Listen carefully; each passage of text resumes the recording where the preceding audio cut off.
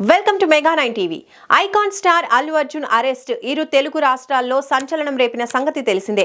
సంధ్యా theatre ఘటనలో నాటకీయ పరిణామాల మధ్య శుక్రవారం అరెస్టైన అల్లు అర్జున్ తెలంగాణ హైకోర్టు మధ్యంతర బెయిల్ మంజూరు చేయడంతో ఒక రోజు జైల్లో గడిపి ఇవాళ ఉదయం విడుదలయ్యారు. చెంచల్గూడ జైలు నుంచి ఇంటికి వచ్చిన బన్నీని పరామర్శించేందుకు సెలబ్రిటీలందరూ క్యూ కట్టారు. ఈ క్రమంలో అల్లు అర్జున్ అరెస్టుపై మంత్రి సీతక్క కీలక వ్యాఖ్యలు చేశారు. అల్లు అర్జున్ అరెస్టు చట్ట ప్రకారమే జరిగిందని ఆమె అన్నారు.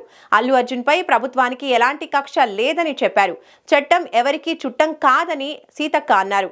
అల్లు అర్జున్ అరెస్ట్ వెనుక ప్రభుత్వ హస్తం ఉందని సోషల్ మీడియాలో చర్చ జరుగుతున్న క్రమంలో మంత్రి సీతక్క కామెంట్స్ ఇప్పుడు కీలకంగా మారాయి.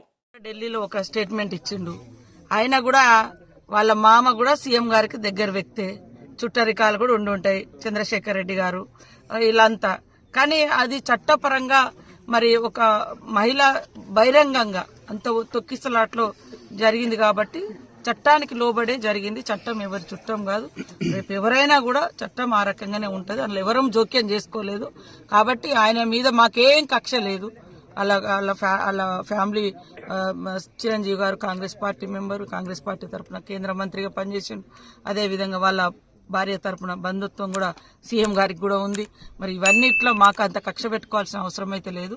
అది పోలీసు యాక్ట్ ప్రకారం, చట్టం ప్రకారం వాళ్ళు చేసుకున్నారు.